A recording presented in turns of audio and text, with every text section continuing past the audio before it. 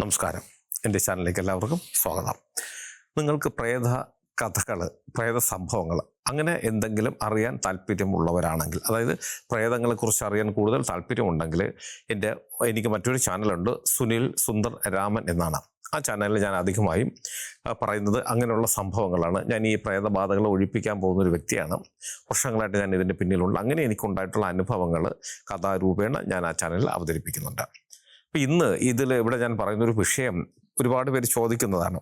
പഠിക്കുന്ന കുട്ടികൾ അവർ പഠിക്കുന്നുണ്ട്, പക്ഷെ അവർക്ക് കുറച്ച് കൂടുതൽ ഉത്സാഹിച്ച് പഠിക്കാൻ, പഠനത്തിൽ ഉന്നതിയിലേക്ക് എത്തുവാനായിട്ട് എന്തൊക്കെ ഘടകങ്ങൾ നമ്മൾ മനസ്സിലാക്കിയിരിക്കണം, എന്തൊക്കെ സൗകര്യങ്ങളാണ് അവർക്ക് ചെയ്തു കൊടുക്കേണ്ടത്, ദൈവാധീനം, ഈശ്വരനെ, അതായത് എന്തെങ്കിലും വഴിപാടുകളോ മറ്റു കാര്യങ്ങളോ അങ്ങനെ എന്തെങ്കിലും കൊണ്ട് ഒരുപാട് ചോദ്യങ്ങളാണ്. കാരണം എല്ലാവർക്കും അങ്ങനെയാണല്ലോ, കുട്ടികൾ അവരെ പഠിപ്പിച്ച് വിട്ട് കഴിഞ്ഞാൽ പിന്നെ അവരുടെ ജീവിതം അവരെ നോക്കും.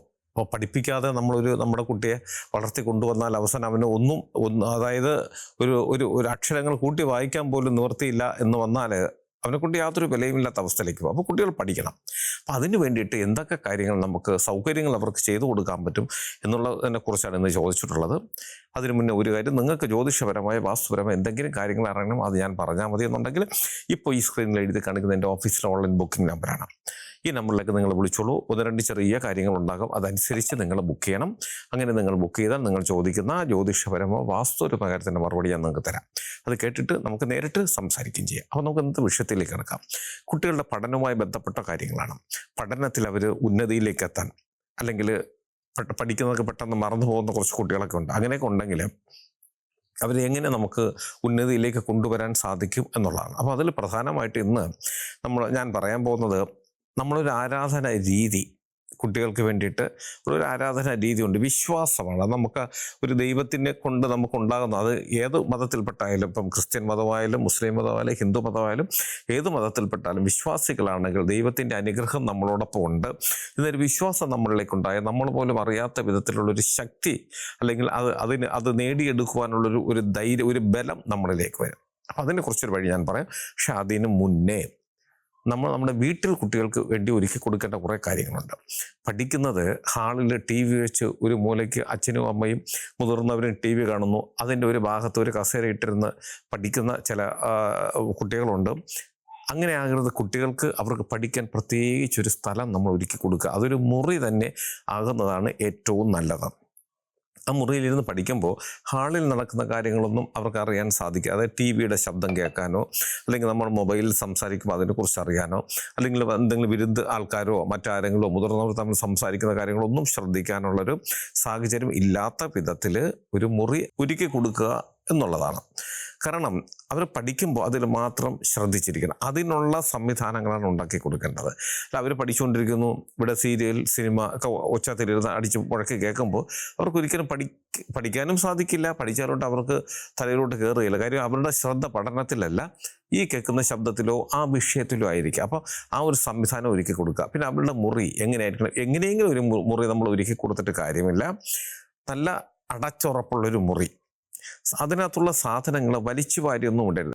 എല്ലാം അടുക്കും ചിട്ടയോടും കൂടി ആ മുറിയിൽ കയറുമ്പോൾ തന്നെ ഒരു പോസിറ്റീവ് എനർജി ഉണ്ടാകുന്ന വിധത്തിൽ ആ മുറി സജ്ജീകരിക്കണം. അധികം സാധനങ്ങളൊന്നും, അതായത് മറ്റുള്ള മുറികളിൽ കൊള്ളാത്ത സാധനങ്ങളൊന്നും ഇതിവിടെ കൊണ്ട് വാരിക്കൂട്ടുകയോ എടുക്കുകയോ അങ്ങനെ ഒന്നും ചെയ്യരുത്.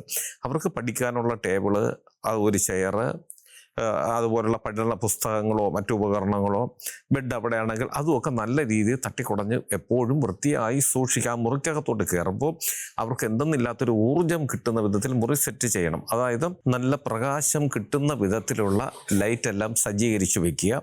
അതുപോലെ ചുവരിലടിക്കുന്ന നിറങ്ങൾ ചില വീടുകളിൽ ചെല്ലുമ്പോൾ കാണുന്നുണ്ട്, നല്ല ഓറഞ്ച്, നല്ല പച്ച, കടും നീല കളറൊക്കെ ഈ പഠിക്കുന്ന മുറിയിൽ അടിച്ചു വെച്ചിട്ടുണ്ട്. അങ്ങനെയൊന്നും നമ്മൾ ചെയ്യരുത്.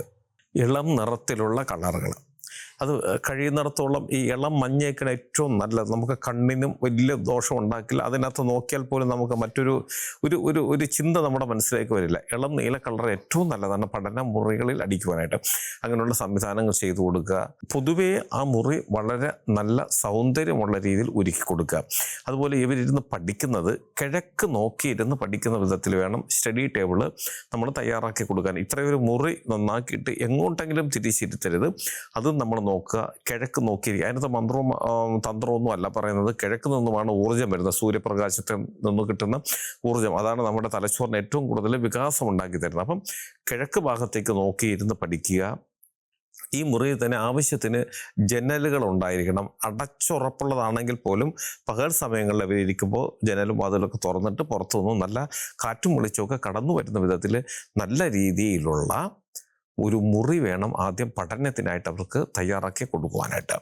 പിന്നെ രണ്ടാമത് ഇപ്പം നടന്നു വരുന്ന ഏറ്റവും വലിയൊരു വിഷയം, 5 മണിക്ക് ഉറക്കമൊഴിക്കുന്ന കുട്ടി രാത്രി 10:30 മണിക്ക് കിടക്കുന്നത് വരെ അവർ പഠിക്കാനും വലിച്ചുവാരി എന്തെങ്കിലും പെട്ടെന്ന് കഴിച്ചു തീർക്കാനുമുള്ള അവസരം മാത്രമേ കൊടുക്കുന്നുള്ളൂ.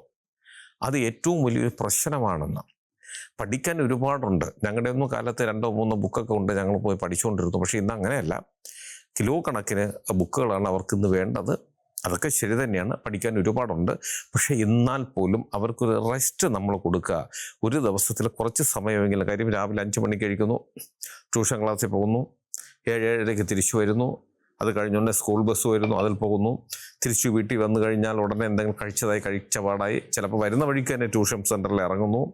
അതൊക്കെ കഴിഞ്ഞ് ഒരു 5-6 മണിയാകുമ്പോൾ പഠിച്ചു കഴിയുന്നു. പിന്നെ ഹോം ട്യൂഷനുള്ള ആൾ വീട്ടിൽ വരുന്നു, ഒരു 8-8:30 മണി കൊണ്ട് അത് തീരുന്നു. അത് കഴിയുമ്പോൾ ഹോംവർക്കെല്ലാം ചെയ്ത് തീരുമ്പോൾ കുട്ടി ഏകദേശം ഒരു പരുവാകും. പിന്നെ കിടന്നുറങ്ങുന്നു എന്ന് പറഞ്ഞാൽ ജീവനുള്ള ഒരു ശവശരീരം പോലെ കിടന്നുറങ്ങുന്നു.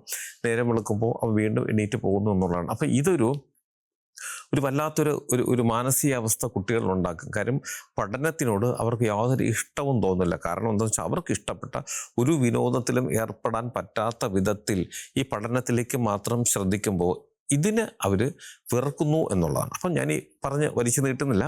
ഇങ്ങനെയുള്ള സൗകര്യങ്ങൾ ചെയ്തു കൊടുക്കുക. വിശ്വാസമുള്ളവരാണെങ്കിൽ, വിശ്വാസം വെച്ചാൽ ഈശ്വര വിശ്വാസമുള്ളവരാണെങ്കിൽ നമ്മൾ ഏറ്റവും കൂടുതൽ ദേവതമാരെ നമ്മൾ ആരാധിക്കേണ്ടത്, പഠനത്തിനായി ആരാധിക്കേണ്ടത് സരസ്വതി ദേവിയാണ്.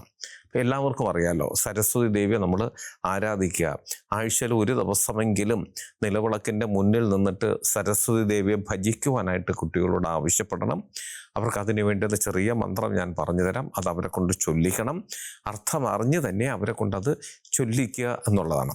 അതുപോലെ സരസ്വതി ക്ഷേത്രങ്ങൾ വളരെ കുറവാണ്. അതുകൊണ്ടാണ് നമ്മൾ വീട്ടിൽ തന്നെ നിലവിളക്ക് കത്തിക്കും. അതായത് ആഴ്ചയിൽ ഒരിക്കലെങ്കിലും വിളക്കിൻ്റെ മുമ്പിലിരുന്നു കൊണ്ട് ഈ പറയുന്ന മന്ത്രം ജപിക്കുന്നത് വളരെ നല്ലതാണ്. ഇതിനകത്ത് നമ്മുടെ ആചാര്യന്മാർ പറയുന്നത്, കുളിച്ച് ശുദ്ധമായി രാവിലെയും വൈകിട്ടും നിലവിളക്കിന് ചുവട്ടിലിരുന്ന് ഈ മന്ത്രം ചൊല്ലണമെന്നാണ് പറയുന്നത്. ശരിക്കും പറഞ്ഞാൽ ഇന്നത്തെ കുട്ടികൾക്ക് ശ്വാസം വിടാനുള്ള സമയമില്ല. പിന്നെ ഈ 2 നേരം എന്നൊക്കെ പറഞ്ഞാൽ അതൊന്നും നടക്കാത്ത കാര്യമാണ്. എങ്കിലും ആഴ്ചയിൽ ഒരു ദിവസമെങ്കിലും, അതും കഴിയുന്നിടത്തോളം ബുധനാഴ്ച ദിവസമോ ഇല്ലെങ്കിൽ പോട്ടെ അവധിയുള്ളൊരു ദിവസമെങ്കിലും കുളിച്ച് ശുദ്ധമായി വന്നതിന് ശേഷം ഈ പറയുന്ന മന്ത്രങ്ങൾ പറ്റുന്നിടത്തോളം 9, 11, 21 പ്രാവശ്യം അവരോട് ചൊല്ലാൻ പറയുക. ഒരു പ്രാവശ്യമെങ്കിലും. കാര്യം ഞാനിത് ഇങ്ങനെ മാറ്റി മാറ്റി പറയുന്നത് ഇന്നത്തെ കുട്ടികളുടെ ഒരു അവസ്ഥ വെച്ചിട്ടാണ്. അവർക്കൊന്നിനും സമയമില്ല. 24 മണിക്കൂർ അവർക്ക് തികയുന്നില്ല എന്നുള്ളതാണ്. ഒരു 35-40 മണിക്കൂർ കിട്ടിയാൽ ഒരുവിധം അവരുടെ കാര്യങ്ങൾ നടക്കും. അതാണ് ഇന്നത്തെ അവസ്ഥ. അതുകൊണ്ട് ഞാൻ ആ മന്ത്രത്തിനെ കുറിച്ച് പറയാം. ആ മന്ത്രം കൃത്യമായി കുട്ടികളുടെ അടുത്ത് അർത്ഥം ഉൾപ്പെടെ നമ്മൾ പറഞ്ഞ് മനസ്സിലാക്കിച്ചു കൊടുക്കുക. അവരെ കൊണ്ടത് നമ്മൾ നിർബന്ധപൂർവ്വം ചൊല്ലിക്കുക. കാര്യം കുട്ടികൾ കൂടി ഒരു വിശ്വാസം ഉണ്ടാകണം. അത് പറഞ്ഞ് മനസ്സിലാക്കി ചെയ്ത് കഴിഞ്ഞാൽ തീർച്ചയായിട്ടും അവർക്ക് പഠനത്തിൽ ഉയർന്നു വരുവാൻ സാധിക്കും. അതിനൊരു സംശയവും വേണ്ട. അപ്പോൾ സരസ്വതി ദേവിയെ നമ്മൾ ഭജിക്കുന്നതിനോടൊപ്പം ശ്രീകൃഷ്ണസ്വാമിയെ ഭജിക്കുന്നതും നല്ലതാണ്. ബുധനാഴ്ച ദിവസങ്ങളിൽ നമ്മൾ ശ്രീകൃഷ്ണസ്വാമി ക്ഷേത്രത്തിൽ പോയിട്ട് നമ്മുടെ കുട്ടിയുടെ പേരിന് അവിടെ പഠനത്തിനായി ചെയ്യുന്ന ഒരുപാട് അർച്ചനകളുണ്ട്. അപ്പം നിങ്ങൾ ഏത് ക്ഷേത്രത്തിൽ പോയാലും അവിടെ എന്താണ് കുട്ടികളുടെ പഠനത്തിന് ഉന്നതിക്ക് വേണ്ടിയിട്ട് ചെയ്യുന്നത്, ആ അർച്ചന കുട്ടിയുടെ നാളും പേരും പറഞ്ഞിട്ട് ചെയ്യുന്നതും, വെണ്ണ വഴിപാടായിട്ട് വാങ്ങിച്ചു കൊടുക്കുന്നതും, തുളസിമാല അർപ്പിക്കുന്നതും ഒക്കെ നല്ലതാണ്. സരസ്വതി ക്ഷേത്രങ്ങളുണ്ടെങ്കിലും അതും ബുധനാഴ്ച ദിവസം അവിടെ പോയിട്ട് വെളുത്ത താമര വാങ്ങിച്ച് നമ്മുടെ കുട്ടിയുടെ പേര് നാളും പേര് സങ്കല്പിച്ച് നടക്ക് വയ്ക്കുന്നതും അവിടെയും എന്തെങ്കിലും വഴിപാടുകൾ നടത്തുന്നതും ഉത്തമമാണ്. ഇത് രണ്ടും സാധിച്ചില്ലെങ്കിൽ പോലും ഞാൻ ഇനി പറയുന്ന മന്ത്രം ആഴ്ചയിൽ ഒരു ദിവസമെങ്കിലും കുളിച്ച് ശുദ്ധമായി കുട്ടി വന്നാൽ കുട്ടിയെ കൊണ്ട് അർത്ഥം പറഞ്ഞ് ചൊല്ലിപ്പിക്കുക എന്നുള്ളതാണ്. ഞാൻ ആ മന്ത്രം പറയാം.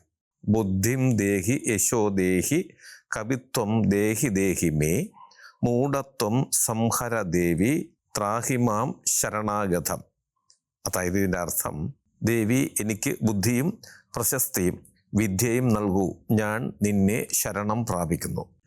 ഈ അർത്ഥം കൂടി കുട്ടികൾക്ക് പറഞ്ഞ് മനസ്സിലാക്കിച്ചു കൊടുത്ത് നിങ്ങൾ ദേവിയോട് ചൊല്ലുന്ന സരസ്വതി ദേവിയോടാണ് ചൊല്ലുന്നത്, ഇതാണ് നിങ്ങൾ ദേവിയോട് ആവശ്യപ്പെടുന്നത് എന്ന് പറഞ്ഞ് മനസ്സിലാക്കിച്ചു കൊടുത്ത് ഈ മന്ത്രം ഞാൻ പറഞ്ഞതുപോലെ ചൊല്ലിക്കുന്നത് വിദ്യയിൽ, അതായത് വിദ്യാർത്ഥികൾക്ക് വിദ്യയിൽ ഉയർന്നു വരുവാൻ വളരെ ഉപകാരപ്രദമാണ്.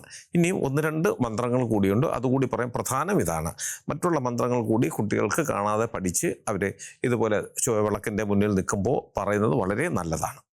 വാണി ഗുണാലയേ ദേവി, വാണിമാതേ സരസ്വതി, വാണിയിടുകൻ്റെ നാവിന്മേൽ ജ്ഞാനമെന്നിലുദിക്കുവാൻ, സത്യസ്വരൂപിണി ദേവി സർവൈശ്വര്യപ്രദായിനി, നീ എന്നും മമ നാവിന്മേൽ നൃത്തമാടി വസിക്കണേ. സരസ്വതി സദാനന്ദേ ബ്രഹ്മപത്നി സുലോചനെ, സുന്ദരി ശുഭതേ നിന്റെ പാദപത്മം തൊഴുന്നു ഞാൻ. ഇതൊക്കെ ദേവിയെ സ്തുതിക്കുന്ന ശ്ലോകങ്ങളാണ്. ഇതെല്ലാം കുട്ടികൾ കാണാതെ പഠിച്ച് സരസ്വതി ദേവിയെ സ്തുതിക്കുന്നത് വളരെ നല്ലതാണ്. ഞാൻ ഈ പറഞ്ഞ കാര്യം നിങ്ങൾ കൃത്യമായി ചെയ്തു നോക്കൂ. നിങ്ങളുടെ കുട്ടികൾ ഒരുവിധം നന്നായി പഠിക്കുന്നവരാണെങ്കിൽ അതിൽ ഉയർന്നു വരുവാൻ വളരെ ഉപകരിക്കും. ഈ പറഞ്ഞ കാര്യങ്ങൾ മന്ത്രം മാത്രം പറഞ്ഞിട്ട് കാര്യമില്ല. അവരിരുന്ന് പഠിക്കുന്ന സ്ഥലത്തിൻ്റെ പ്രത്യേകത, അതിൻ്റെ പ്രാധാന്യം, അത് വളരെ പ്രാധാന്യമാണ്. എവിടെയെങ്കിലും കൊണ്ടിരുത്തിയിട്ട് ഈ മന്ത്രം പറഞ്ഞിട്ടൊന്നും കാര്യമില്ല.